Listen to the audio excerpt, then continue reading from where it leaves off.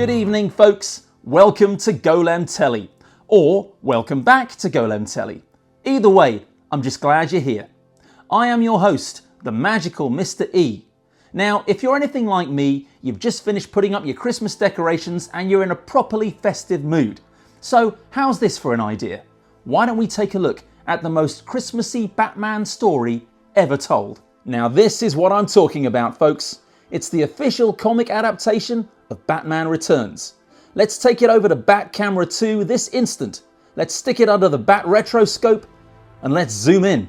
Alright then, here we go. Welcome back everybody to Golem Telly's world famous Camera 2. And under the spotlight tonight, it's the comic book adaptation, the official comic adaptation of Batman Returns. Maybe the best Batman movie of all time. And feel free to debate that one in the comments below. Personally, would I say it's the best? Well, the first one's got all that Prince music in it, which goes a long way. The third and fourth, not so good. The 60s one, not really my cup of tea. The Christopher Nolan trilogy, yeah, I know everyone raves about them, especially the middle one, but I don't know, I've never been particularly drawn to them. Which I guess just leaves The Batman with Robert Pattinson. Well, I do like that, but I watched it again recently and I didn't enjoy the experience of watching it as much as I did first time around.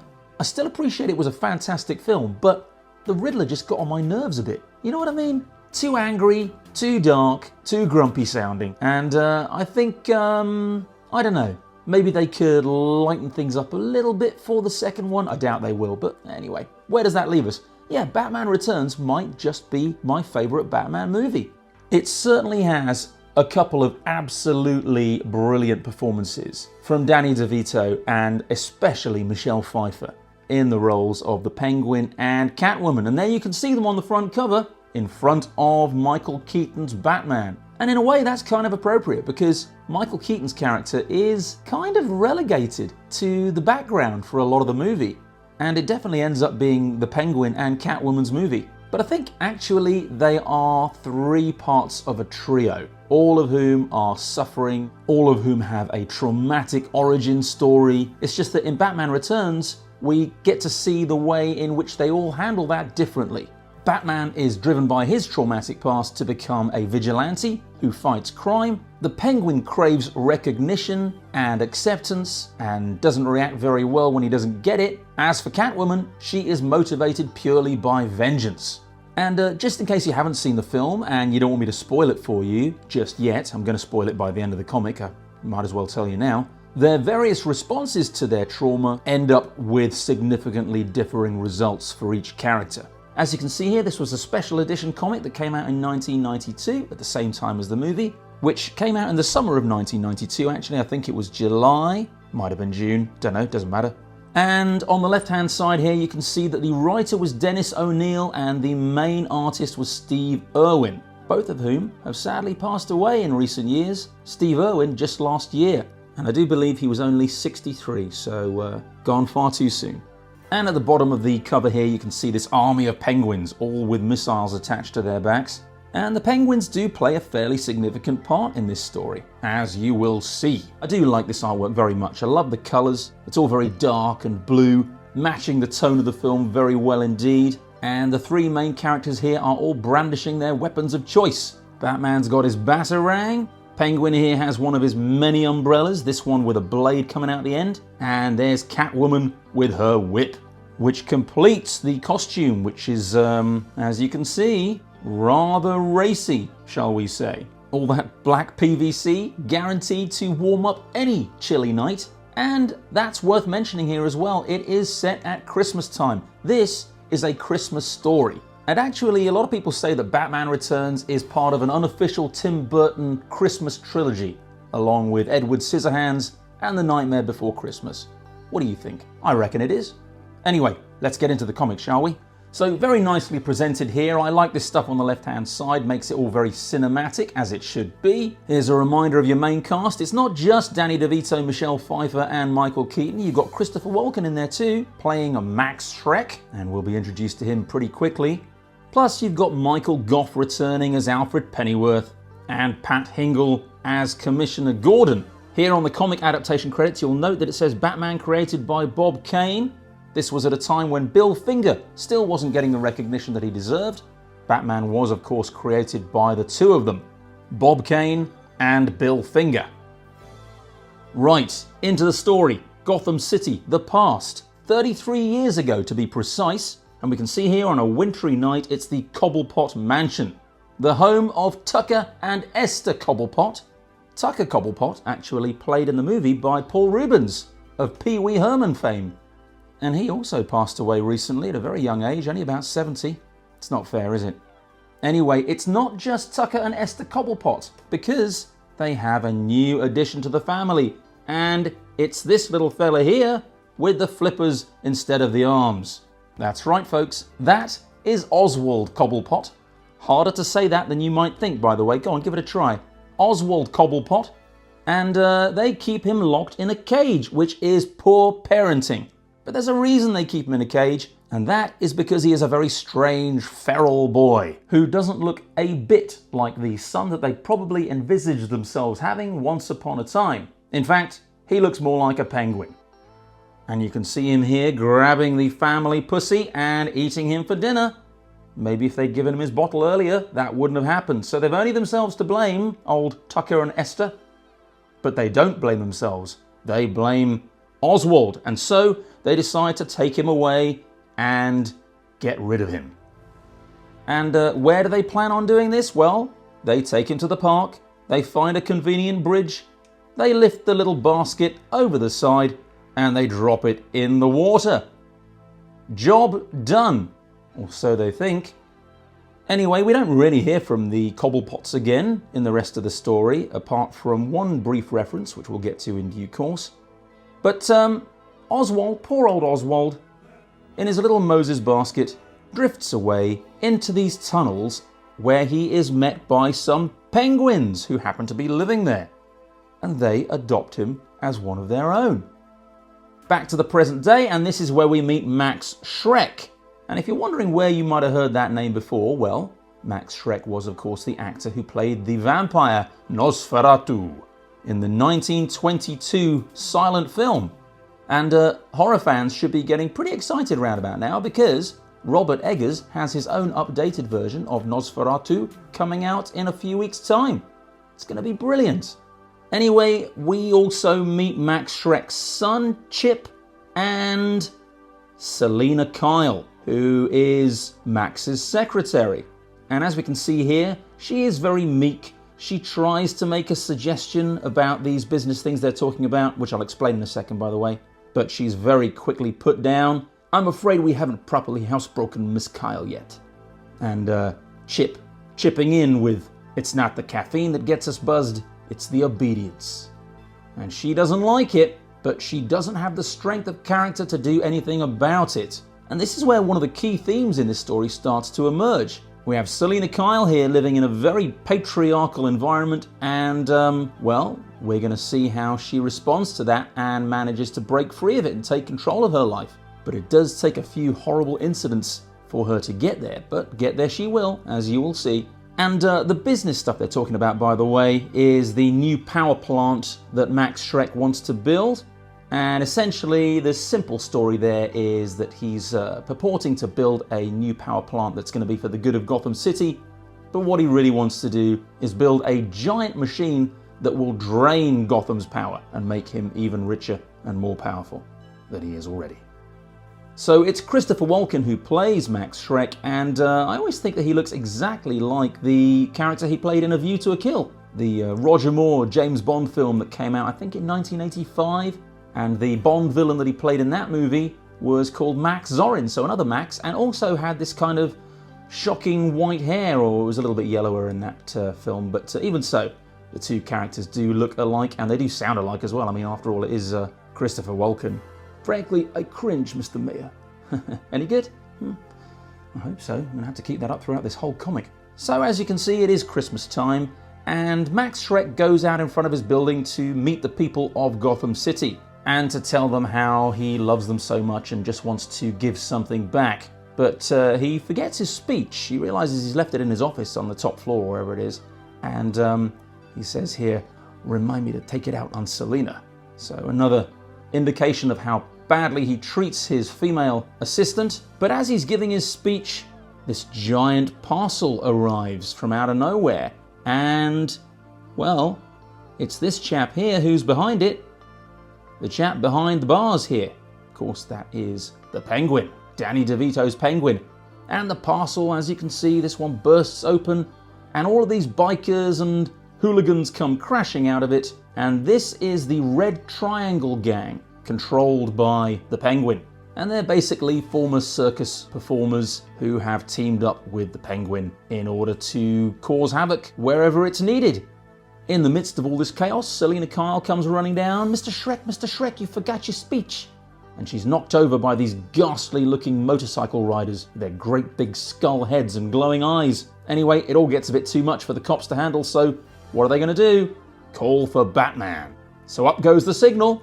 Now the chaos continues on this page, and this guy here, you might recognize him, at least in the movie. He's the organ grinder, and he is played by Vincent Schiavelli. And he was a really distinctive character actor. You might remember he played Fredrickson in One Flew Over the Cuckoo's Nest, and he was also the subway ghost in Ghost a couple of years before this movie came out. And he also appeared in Tomorrow Never Dies as Dr. Kaufman. Another Bond connection there, that's neat, isn't it? Sadly, he also passed away, but some time ago now. It was back in 2005, and he was only 57, poor guy. But he certainly made his mark, and that's what counts, I guess. Anyway, the Penguin's plan here is to capture Max Schreck and to do a little bit of negotiating with him, shall we say. At this point, Batman appears on the scene. He has been called after all. He's not going to let the Commissioner and the people of Gotham down, is he? Now, Batman does get pretty violent pretty quickly in this story. He smashes into these two guys who are shooting at him. I mean, they can't do him any harm. They're shooting at the Batmobile. It's not like their bullets are going to get through. And then this guy, this fire-breathing performer, he blows some completely harmless fire towards the Batmobile. Batman turns the Batmobile around on its, what do you call that, this little pillar here, and then completely incinerates him with his turbojet. Whoosh! And there he goes. Goodbye, Devilman, with your fire-breathing antics. Meanwhile, over here, this clown has got a hold of Selina Kyle, and she is very, very anxious and nervous. She's not the Selina Kyle that she's going to become, that's for sure. But Batman is here to save the day. For a moment here, the clown thinks that Batman has missed, but Batman knows what he's doing, doesn't he? He pulls a bit of stone away from the wall, cracks this guy on the back of the head, and saves Selina Kyle. And you can feel the electricity in the air as Batman and Selina Kyle meet for the first time. It certainly won't be the last. And their encounters are only going to get more spicy as we go through the story. I can guarantee you that. Wow, the Batman, she says. Or is it just Batman? Your choice, of course. And it's a fair question, isn't it?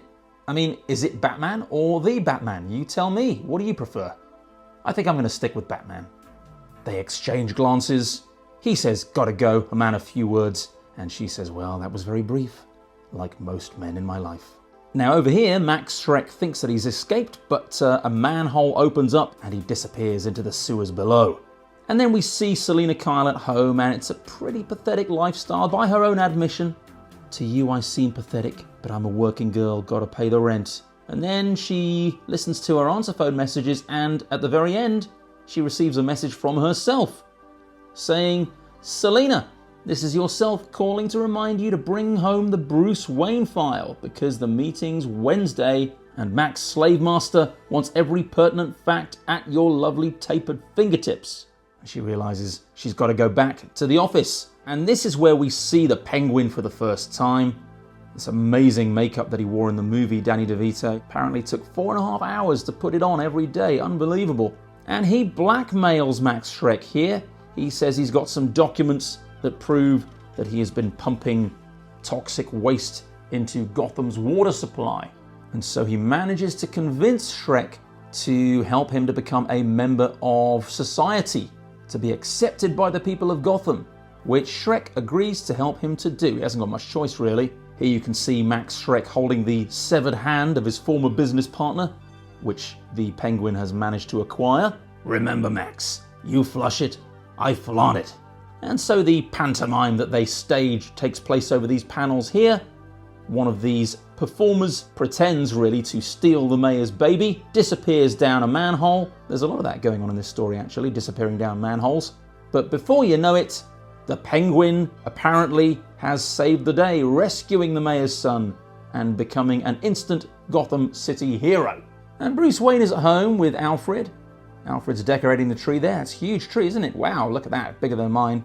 And I think you can see here that Bruce Wayne is sensing some kind of kinship with the Penguin, because the Penguin just wants to find out who his parents are. All I want is the chance to find my parents and find out why they did what they did to a child who was different. And we all know what happened to Bruce Wayne's parents, so, you know, there's darkness there on both sides, isn't there? So the Penguin is allowed to visit the Hall of Records, and while he's there, he learns who his parents were by going through the files of the firstborn sons of Gotham. And that is a fact that is going to be significant later on as well. Those firstborn sons, but we'll get to that later. Batman is kind of curious. He's watching what's going on here, keeping an eye on the Penguin, wanting to find out more. Penguin visits his parents, Tucker and Esther, but then he announces to the world that he has forgiven them for their sins. And everyone thinks that the Penguin is a swell guy. He's like a frog that became a prince. He makes you remember the true meaning of the holiday. But he's not the Penguin anymore. He is now officially Oswald Cobblepot, and he is a human being. Back at the office, Selina Kyle has come to find those files, and Max is there. And it transpires that she has unlocked these hidden files in order to try and be helpful, but what she's discovered is Max Shreck's nefarious plan to steal all of Gotham's power. Did you get it? Power, electrical power, political power? Yeah? You with it so far? Good. Glad you're keeping up. Now Shreck does not like this one bit, and being someone who considers himself to be well above the law, he decides to take that law into his own hands and murder Selina Kyle. He pushes her out of the window. She crashes through all these canopies, all of which have these cat symbols on, of course. The Shreck cat symbol. She lands on the ground many stories below and is apparently dead. And then you kind of have this sort of supernatural thing going on in the film where she comes back to life thanks to the attention of all the cats, the alley cats who gather around her. But here it is slightly different. I guess the writer Dennis O'Neil wanted to stay away from the supernatural stuff as much as he could, so it looks like in the comic version that she is almost dead, shall we say, or she's very badly injured, and the alley cats do appear, and she sort of wakes up, but she is changed. She goes home, smashes up her apartment, breaks the neon light that previously said hello there, and hereafter will always say hell here. There you go, hell here. That's quite clever, isn't it? And it looks like it's made a bit of a positive difference here. I don't know about you, Miss Kitty, but I feel so much yummier. Catwoman is born. Well, nearly. She's got to make her costume first. And there's a great scene in the film, sort of a montage where we see her assembling her costume, pulling it together with bits of PVC and bits of string and sharp claws, and the whole thing looks incredible, as I'm sure you all know. Even if you haven't seen the movie, no doubt you've seen Michelle Pfeiffer's Catwoman at some point or other. It's a pretty sensational costume. Anyway, Batman goes to visit Max Shreck as planned, and while he is talking to Shreck, Selina Kyle appears, and of course Max Shreck is surprised by this because he thought she was dead. But she already seems more secure and assertive. He calls out Selina, and she says, "That's my name, Maximilians. Don't wear it out." And she sees Bruce Wayne, nice suit. And more of these sort of fireworks are going off here. They don't know one another's alter egos yet, but you can't deny that attraction. They make a nice couple, don't they? Michael Keaton and Michelle Pfeiffer. Did they ever get together in the 90s? Or the 80s? I'll check later. Meanwhile, we see Catwoman beginning to enjoy her new role. She rescues a helpless, defenseless woman, and she makes it clear that women need to toughen up. She says, "You make it so easy, don't you? Always waiting for some Batman to save you. I'm Catwoman." Okay, so Max Shreck continues to schmooze Oswald Cobblepot, and he suggests that he should run for mayor, and he agrees to do so. So of course that's something else that they're going to have to orchestrate. They can make it happen because they've got the power to do so. And out on the streets of Gotham, the Red Triangle gang are at it again. Batman is back to deal with the situation. And this leads to a couple of interesting encounters between the three main characters here. He programs his Batarang to take out these 4 villains, but right at the last moment this little doggy catches his Batarang and runs off with it. That will be significant later.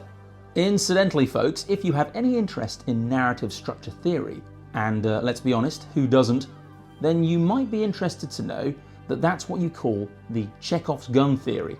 The theory suggesting that you don't put something in a scene unless you plan to use it later. Every day is a school day with the magical Mr. E. So Batman sees the Penguin here, admiring your handiwork, touring the riot scene, gravely assessing the devastation. Mayor stuff. You're not the mayor. Things change. But Batman wants to know what this is really all about. What are you really after? Great dialogue here, actually. Ah, the direct approach. I admire that in a man with a mask. Meanwhile, who's this in the background emerging from the Shrek building? It's Catwoman, and she has set some charges to go off and blow it up. Set it on fire. At this point, the Penguin beats a hasty retreat with his umbrella helicopter, and Batman pursues Catwoman up towards the rooftops. Now, they have a bit of a scrap here, and he punches her. And she says, "How could you? I'm a woman." Making us think for a moment that she's going to go the traditional route, the stereotypically perceived imbalance of power between the sexes. And he says, "I'm sorry, But she turns the tables on us. "As I was saying, I'm a woman and can't be taken for granted." And we can see that she is a very, very strong character. She can fend for herself. She doesn't need any man to rescue her or go easy on her. She's more than a match for any fella, even Batman. And just as she's about to sever the rope that he's clinging onto, he gets one of his sort of bat acid pills out of his utility belt, throws it at her, and it hits her on the arm. So she has to stop what she's doing and retreat. He's able to clamber back up after her.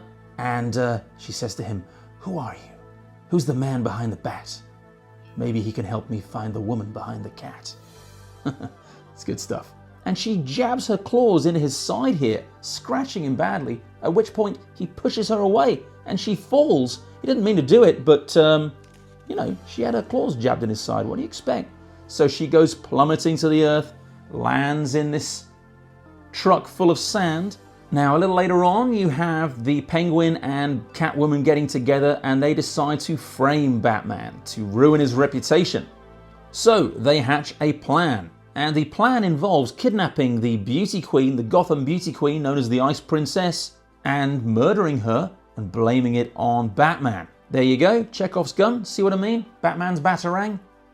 Commissioner Gordon, can you confirm the reports of Batman's suspected involvement in the abduction?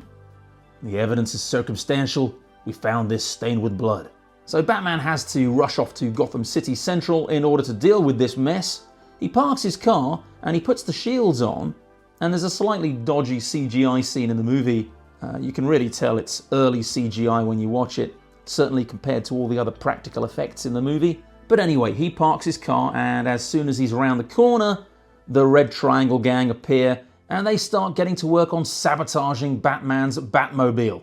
So Batman follows the trail, he finds the Ice Princess, he goes to rescue her, and he explains, "I was set up to look like I did this." And she understands this. She says, "No sweat, I'll just tell him I was taken by an ugly birdman with fish breath," which she was.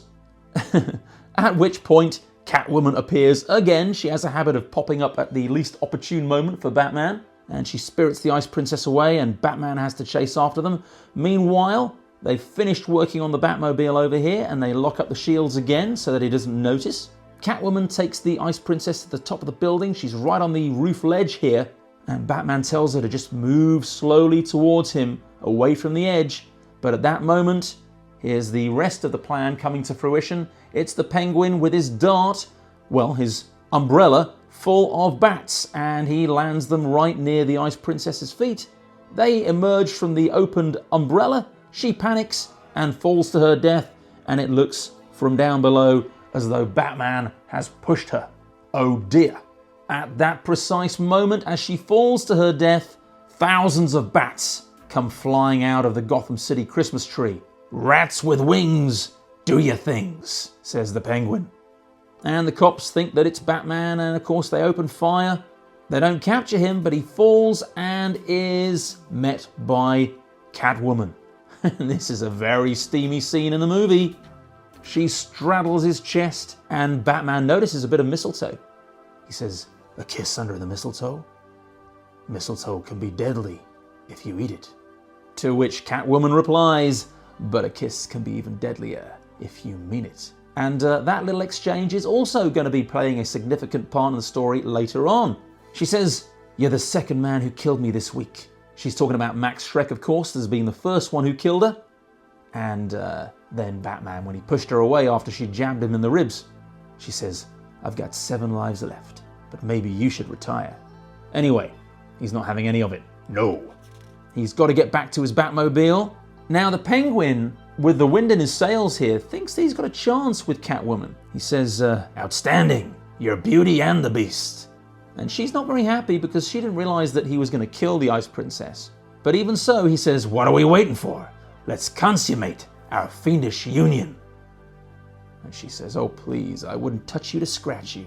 "You lousy minx, you sent out all the signals," did she? I'm not sure she did. But anyway, well, he's been living in the sewers for 33 years, so he doesn't understand that stuff yet. That's no excuse, though.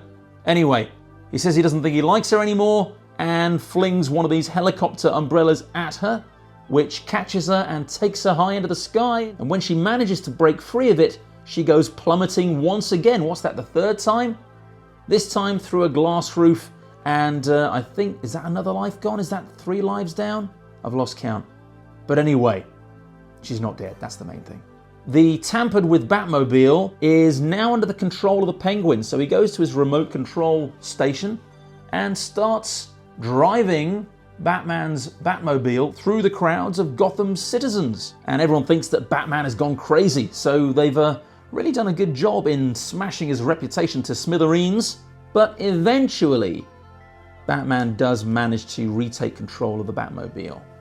Now the police are in hot pursuit, and it looks like Batman's going to be stuck here because there's a very narrow alleyway ahead. But this is a really cool scene in the movie, actually. Just as he's approaching this narrow alleyway, he jettisons all the outer plating of the Batmobile, and the wheels retract to inside the, what's that, the chassis? Would you call it the chassis? Yeah, I guess so. And it becomes, I think, the Bat Missile. Is that right? It's called the Bat Missile? You can let me know in the comments if you want. And it's thin enough to get through the alleyway, and so he can escape.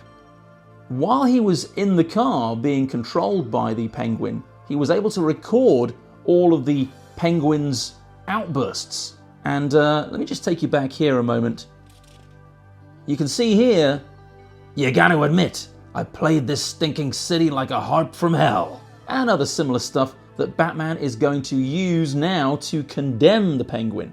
So having recorded all that stuff, when the Penguin is addressing the Gotham crowds, Alfred here is able to intercept the frequency and play back all the horrible things that the Penguin was saying about the people of Gotham. And once they hear that, they no longer want him to be mayor. So he has lost his opportunity to become a respected member of society.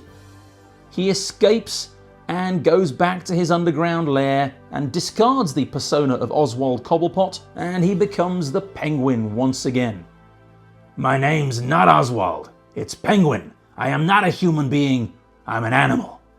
And then remember earlier on when he was checking out the names of the firstborn sons of Gotham in the Hall of Records? Well, now he's got the list and he calls for it, and he says he is going to have the firstborn sons of Gotham from every family taken and killed. "Tonight, while their parents party, we will snatch them and toss them into a deep, watery grave." This clown here says, Penguin, I mean kids, sleeping? Isn't that a little... Before he gets a chance to finish his sentence, the Penguin shoots him and says, "No, it's a lot." Good lines. Horrible behavior.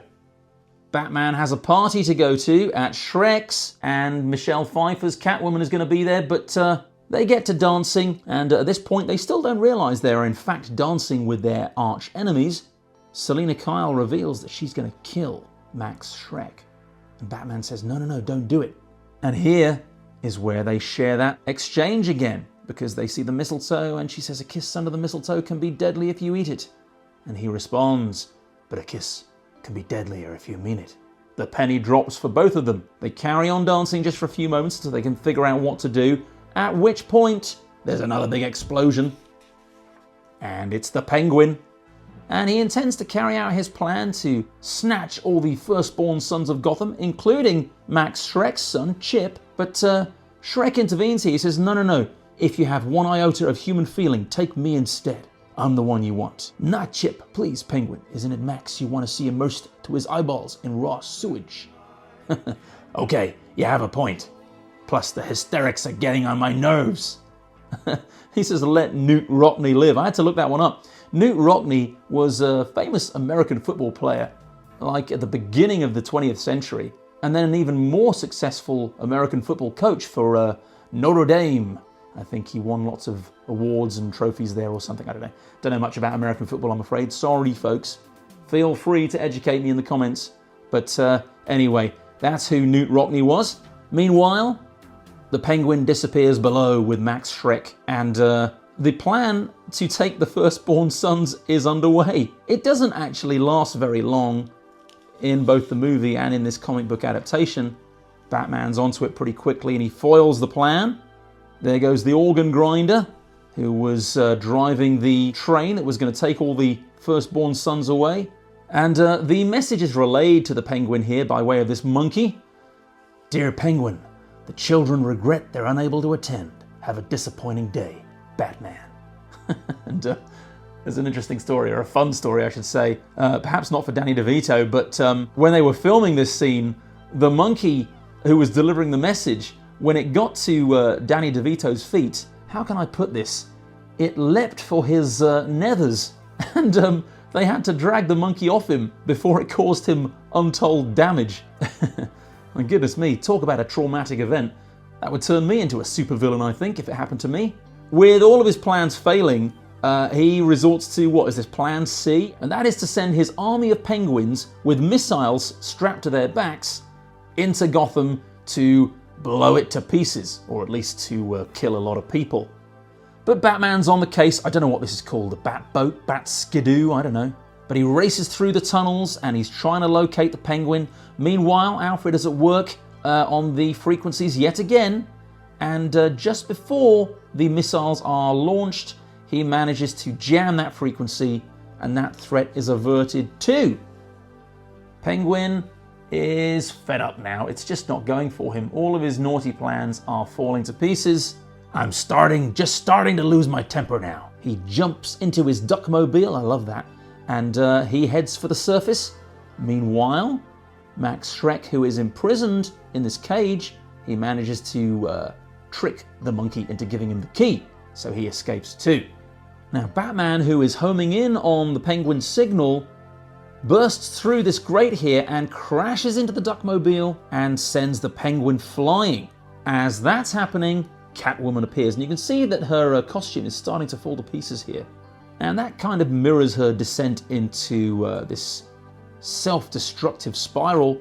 She has to have her vengeance on Max Schreck one way or another. But is it going to lead to her demise? Well, we're going to find out soon enough. Batman and the Penguin slug it out. I mean, Penguin's no match for Batman, of course. And Catwoman here is making it very clear that she is after Max's blood. She wants gallons of it. So this scrap between Batman and the Penguin ends with the Penguin crashing through the skylight. And that's a very steep drop. Not one that a physically weak person is likely to be able to survive.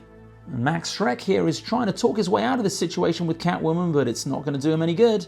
All she wants is a die for a die. At this point, Batman is back on the scene. He tries to intervene. He tells Max Schreck that he's going to turn himself in. But Catwoman says, don't be naive.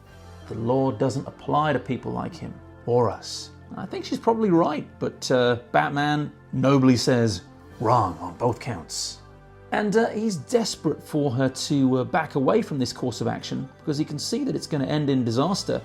But even though she does love Batman and Bruce Wayne, she refuses to be a house cat.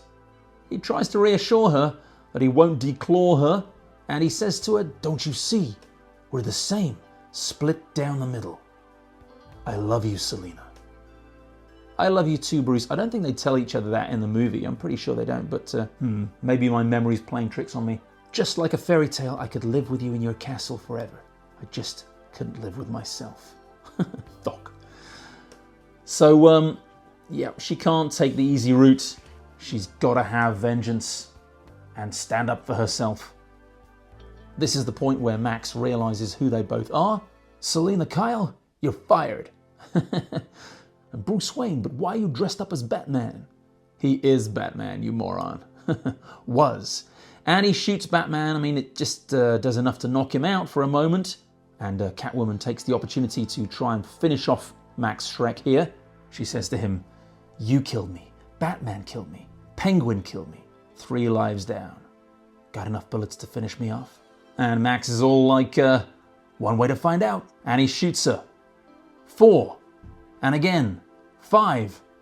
Still alive. Takes off her mask completely now. And this is the taser that she picked up from the guy who was attacking her right at the start of the movie. She's been hanging on to it. She says, "I've been saving this for you, Max. I think you'll get a charge out of it."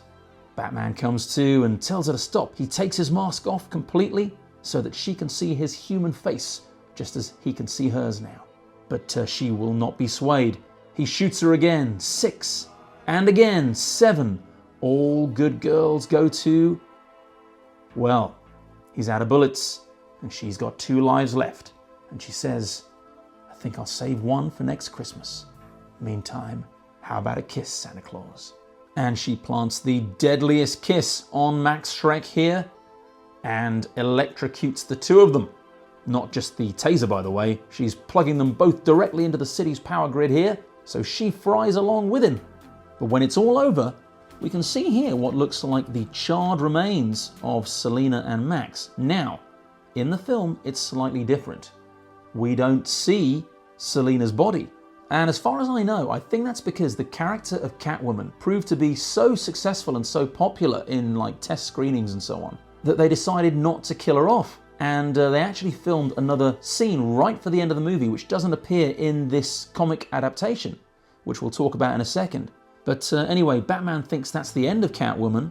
The Penguin emerges from the water one last time, but he's not in a good way. He's panting and he's not feeling very well at all. He grabs one of his famous umbrellas thinking that he's got another surprise in store for Batman here, but he picks the wrong one. Damn, picked the cute one. But that's it for the Penguin. He succumbs to his injuries and he slides down this little ramp here into the icy water. The Penguins arrive and they sort of take him away, and that's the last we see of him. And Batman is wondering here if maybe he might find Selina Kyle. Maybe she managed to escape from that. Those charred images that were left on the ground, I mean, maybe that wasn't Selina Kyle's body. Maybe that was just, I don't know, some kind of, who knows. Anyway, bottom line is, he wonders if he might find Selina Kyle one day. And Alfred says, yes, maybe. He thinks he sees her silhouette. Alfred, stop the car. That shadow, was it just a cat? Apparently so.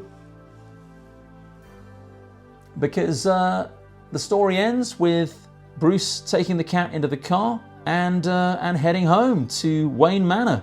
Come what may, Merry Christmas, Mr. Wayne. And Bruce responds with this nice line, this nice final line from the film. Sure, and peace on earth, goodwill toward men and women.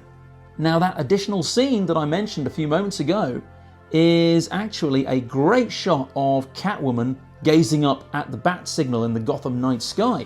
And by the way, if you didn't know this already, for that scene, they had to employ a body double. It's not actually Michelle Pfeiffer in the costume that you can see at the end of the movie. It's somebody else, but that's irrelevant. What matters is Catwoman is very much alive at the end of the film, whereas in this comic book adaptation, it's not quite so clear. In fact, it seems more likely that she is dead. I think I prefer the movie ending though. I mean, it would be nice to think that Catwoman is still out there. Michelle Pfeiffer doing her thing in her PVC. Check these out. 3 Batman books just a phone call away. Batman Year One, Son of the Demon and The Dark Knight Returns. Blimey, some good stories there. Maybe some future Golem Telly episodes. What do you reckon? Maybe? I love this. Poster for the movie as well. That's really good, isn't it? You got Batman at the top, Catwoman right in the center there, and the Penguin down below. And as you can see here, it was actually June the 19th that it came out in the cinemas. 1992. So that, folks, is another wrap. A Christmas wrap, if you will. Right, because we're into Christmas season now. This has been the first of a series of Christmas shows, and plenty more coming up between now and the big day. Anyway, in the meantime, we are done over here, and it's time we head back over to camera 1 and roll the end credits. I hope you enjoyed returning to this wonderful Batman story with me, folks. Thank you so much for joining me tonight. I really do appreciate it. If you could like and share this video, I would give you my deepest thanks. And if you could subscribe to Golem Telly if you haven't done so already, well, I'll throw in my respect and admiration too. I'll be back 3 or 4 days from now with another Christmas-themed show. In the meantime, please enjoy the rest of your evening, and I look forward to seeing you again very soon. Evening shadows deepen.